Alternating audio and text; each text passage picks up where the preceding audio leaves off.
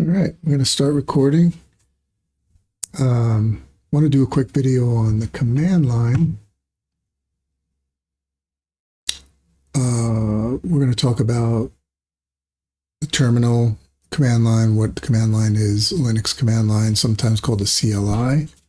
It's a way for you to type commands into your computer operating system, skipping the desktop GUI, right?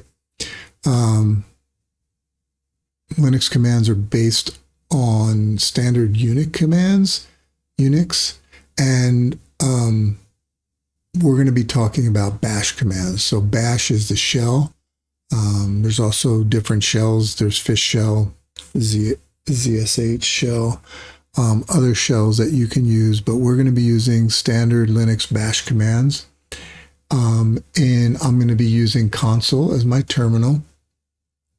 And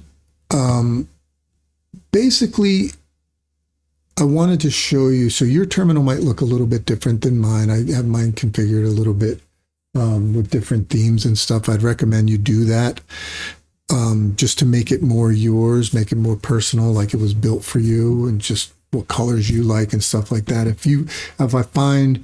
I found for myself at least that once I started changing colors and prompts and things like that, I started using the command line more. So that might be something that gets you, away from the GUI and just start using command line, because it's not as scary as it may seem, typing in commands and updating your machines and stuff like that. The command line, again, is just a way to send commands to your operating system, right? Without using, point and click in the GUI. And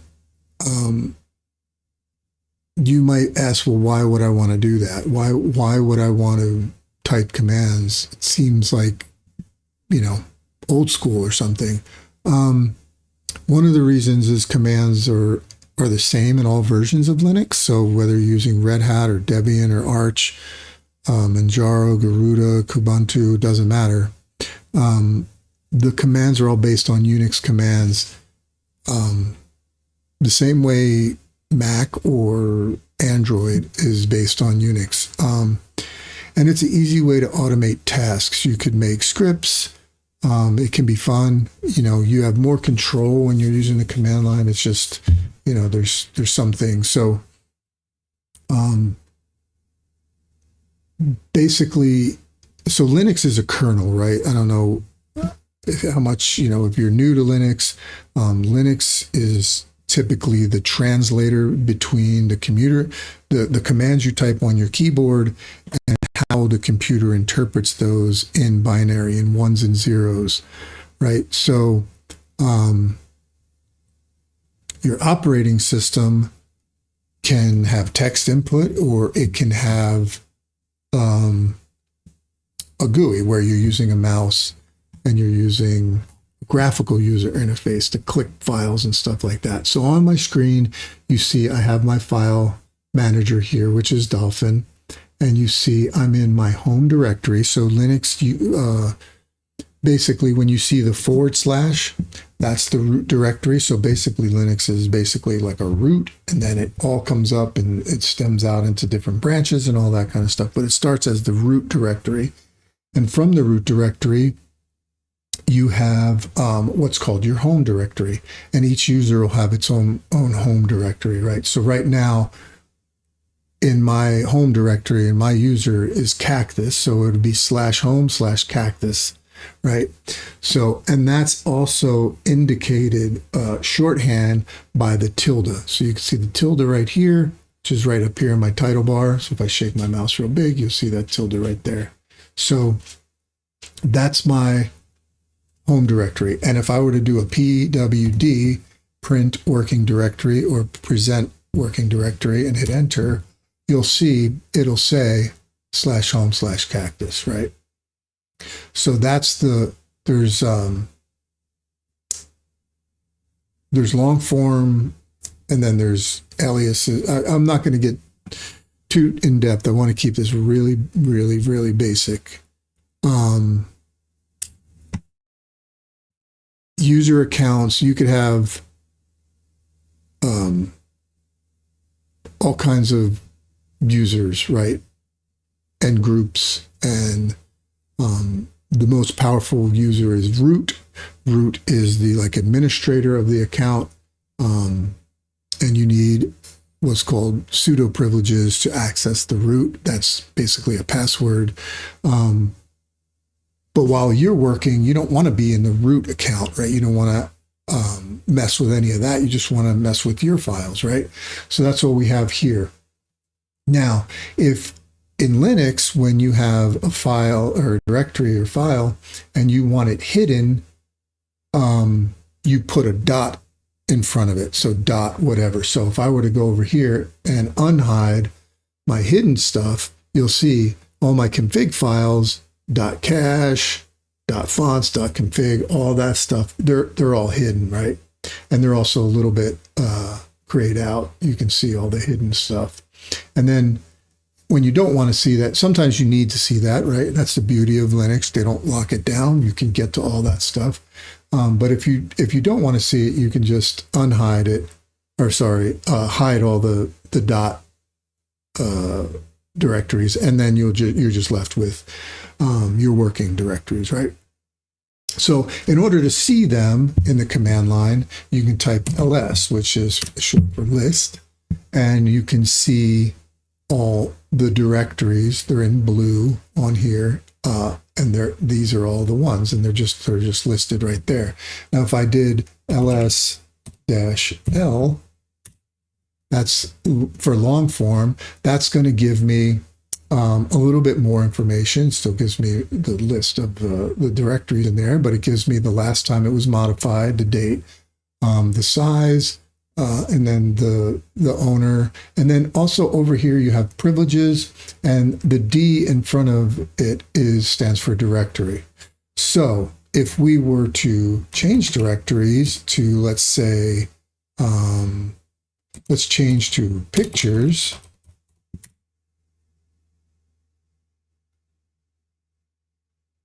No such file or directory. So change directory, and we'll go tilde pictures. Now we're in the pictures directory, right? We give it the path /pictures, and you'll see the little pictures here, and it'll tell us up here we're in the pictures directory.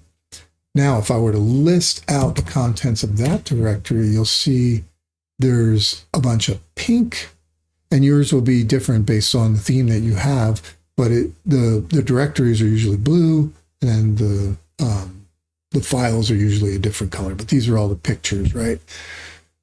The pictures that are named in that pictures directory, right? Another neat trick to clear all the terminal out, if you don't want to see all that stuff, you just type clear. So go back to your console, type clear, and that'll just clear you out. Now, if you wanted to return to your home directory, you can do change directory. I think you just type the tilde, right? Change directory to tilde, and that takes you back to your home directory. It's like a shortcut. But if you were to change directory tilde slash music, for example, whoops, that's not typed right. Music, for example. Oh, and that's another trick. If you hit the up arrow, it'll get you to your most previous command. And in, I think Linux, the default is 1,000 commands, so you can go back 1,000 commands, you know. But anyway, so now we're in the music directory, which is indicated there, but you could always see it if you print working directory. You could see the path of where you are. So now if I were to list that, that'll give me that directory. If I wanted to go up a directory, you can go change directory ... and that's going to take you up one level in the hierarchy. So we were in this music directory here, and then we went back up one level, which will bring us back to home.cactus, which is a shortcut, is the tilde. So that brings us to the tilde. Now, if I wanted to, let's change directory to, let's say, back to the pictures directory, and we'll list it. And this time, so the commands are basically, the way they work is you have the command, and then you have options, which is you do dash option, and then, or after options, you have arguments. So options, then arguments. So it's 3 parts. So right now, this is the command list directory. Well, let's do this. Let's clear this. We'll see where we're at. And then we're in the pictures directory. So let's list the contents, and we want long form. We'll do option long form. And what you'll see here now is all the files. There's a dash here, which is telling us a file.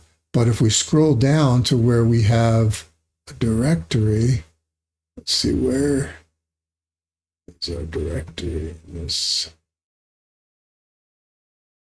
right here. So this Capuchin, if you look over here, before the privileges, and I might do another video on privileges, because it's good to know how to change your privileges and all that kind of stuff.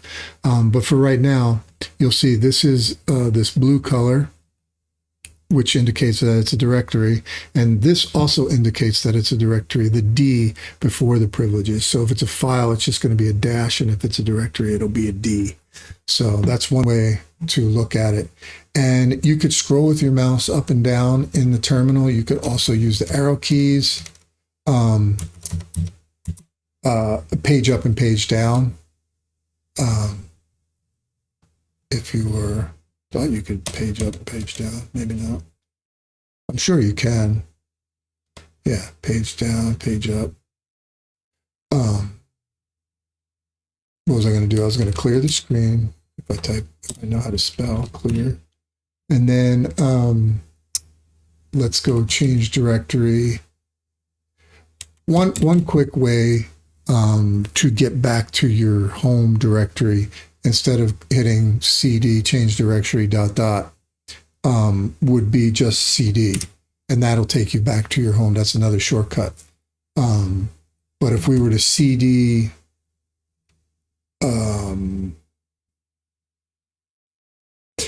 another thing, so the ... takes you up one hierarchy. If you do ... / ... that takes you up 2 directories, and you could keep doing that to get back up directories. What else did I want to talk about? So we talked about the tilde as a shortcut for your home directory. We talked about ls. Let's talk about the man page. So manual page. When they say man page, man is short for manual. So you can get a manual for anything by typing man and then what command you want the manual for. So if I want the manual for the ls command, type man space ls. It basically gives you what the command is. It gives you the name, the synopsis. And this is what I was talking about before. So it gives you options and then the arguments. So here's the basically all the options that you could do. This is the one we did before, which is the L. Use a long listing format. But there's other options as well that you can get, which is neat. It gives you size, and it gives you all kinds of stuff. And it tells you who wrote the man page, Richard Stallman and David Mackenzie. I love Linux. I love the history of it. I love it. I love all that kind of stuff. To get out of the man page, you could just hit Q. That just returns you back to your terminal, so we can clear the, now we're back in our home directory. Another command I wanted to touch on, no pun intended, is a touch command. So touch command basically creates a file for you, or a directory. So you could do touch, and then let's just do file.txt, right? So that's going to create a file called txt in my home directory, and you'll see it populate right here. Once I do that, there it is, right? If you wanted to move a file, you could move a file with MV command, and moving a file is the same as renaming a file, because basically when you're moving a file, the theory is you're moving it to a different name, right? So if I wanted to change that to file2, I could move file to file2, file.txt to file2.txt.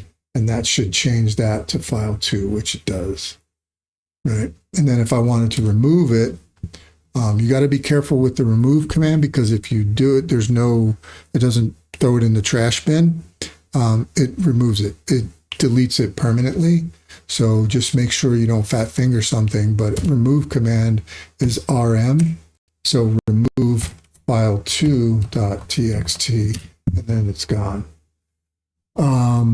So that's how you move. That's how you rename. That's how you create. You could also make a directory. So mkdir is make a directory, and we would let's just call it directory, right? And that'll create a directory in that home folder. In the user folder, in this home folder called directory, right? Now, to remove a directory, you have to remove with the recursive, the -r. Recursive means any subdirectories in that directory. And then we'll just and it's case sensitive. All this stuff that I'm talking about is case sensitive. So we could just remove directory, and it's gone. So that's about enough for today. I'd really like to, those are like basic commands, right? That's how you navigate your terminal. Really simple, just it's not very difficult. You can get to the man page if you want to read about it, you want to learn about a particular command. You could do that. I want to make maybe a couple of these videos, but I wanted to keep it short, where we can talk about other things like links and symlinks, root privilege users, user accounts, adding root privileges, permissions, ownership, advanced file permissions, stuff like that. Another simple command, if you just want to know the date, you just type date. Boom, gives you the date. Pretty simple. What are some other things we can talk about? Another thing, like I said, your terminal is going to look a little bit different than mine, whether you're using console or whatever terminal. I use Kitty. There's a number of different terminals, but if you manage your profile in console, you just go manage, you change your like this is the default, this is the one we're in now. So if I wanted to edit that, you can go over here to Appearance tab, and you have all these different appearances that you can click on, different themes and different looks, right? I think I had it on Frappe, but there's all different ones. I used pedals for a long time. That was my main one. And if they're not in here, you could get new ones right here. So if you just click get new, if you know what you want to search for, if you know the name of it, you could put it in here. But if you're just looking, browsing, I mean, there's a bunch of them in here that you can get. You could also go to the KDE store, I believe, and get different ones. These are user created. Again, this is all community created. It's just a real easy way to get different looking terminals. Dracula is a good one. I like the Dracula color palette. I run that on a lot of things. But it makes it more personal, right? It makes it more your terminal, and like it was made for you. If you start messing with, like I have Starship up here in my prompt. This is Starship, and I think this is Capuchin too. But there's different themes and stuff and colors that you can change. You could also change the font. You can choose a font, any font on your system. I like the Nerd fonts because it has all the emojis and all that kind of stuff. So all the whatever. But you could just go to Nerd Fonts and get. I use JetBrains, but there's Fear of Code is a good one. There's a bunch of different ones that people like. But if you want to edit this particular appearance or color scheme, you could just hit edit right here, and that's where I change my transparency. I have it at 27%. The reason, so my transparencies, the way they work on my machine right now, I have a translucent. When I use wobbly windows, you see how it turns translucent. It also turns translucent if it's an inactive window. So if I come over here, this one will turn translucent, but I keep my terminal translucent because if I'm copying code like off a browser and I have to type into my console, I want to be able to see through it so I can see through it to the actual code that's in the browser. So I keep my console a little bit 27% transparency. And you could put backgrounds in here, like if you wanted to put a background. I don't put a background, but you certainly can put like a wallpaper, and then you can make it translucent or whatever. So that's just a neat little trick that I found works for me is being able to see through it so that when I'm hovering over a code, I can put it like right under it and type it exactly as it is. Or I could just, copy and paste, which is I do a lot. But yeah, you can change the cursor. I use the I-beam and I have it blinking. But there's other, line spacing, and there's other things too. I mainly just put in an appearance, change the transparency, change the cursor, change the font, and that's enough to make it personal for you. But I also found this little starship thing that's pretty neat. And there's also Oh My Posh is another theming. I won't go into that. I could probably do another video on Oh My Posh because that's another way to theme out your bash shell.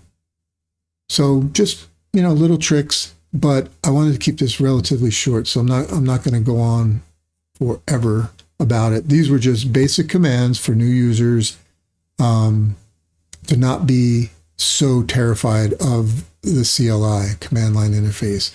And so get in your terminal, personalize it, theme it, whatever you want to do, and then just start navigating around and just start using it, get comfortable with making directories, removing directories, moving them, renaming, use the touch command, get in the man pages, just dive in a little bit. And it won't be as scary as, I know a lot of people they're just like, oh, I won't use Linux because it's all command line. It's really not. And the command line is really not that terribly, you shouldn't be scared of it. It's nothing to be scared of. I know it seems like you're coding or something like that, but the more you get used to it and you get accustomed to it, you'll start scripting, you'll start putting in some configuration scripts and code and things like that. You don't have to. You could certainly run Linux in the graphical user interface. Just use a mouse and click on everything. But I think you'll find working in the command line sometimes is faster. You can do things that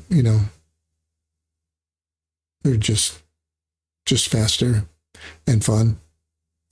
Maybe I'm a nerd, but if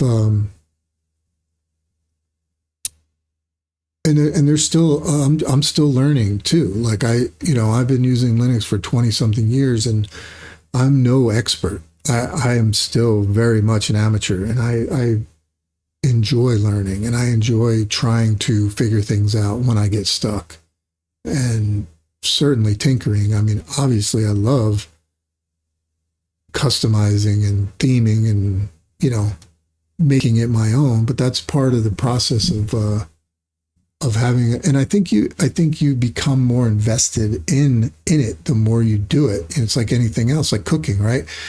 The more you put into it, the more love you give it, the more you get back from it. You know, if you just throw something together, it might not be as good as taking your time and doing things. I don't know. I feel like I'm going off on a rant here, but you get the idea. Command line interface. Start using it. Get familiar with it, and I'll make more of these videos. Just try to get anybody that'll listen a chance to try out Linux and get away from Windows and Mac. You know, just try it and make it your own, and you won't look back. Trust me, Linux is awesome. Take care.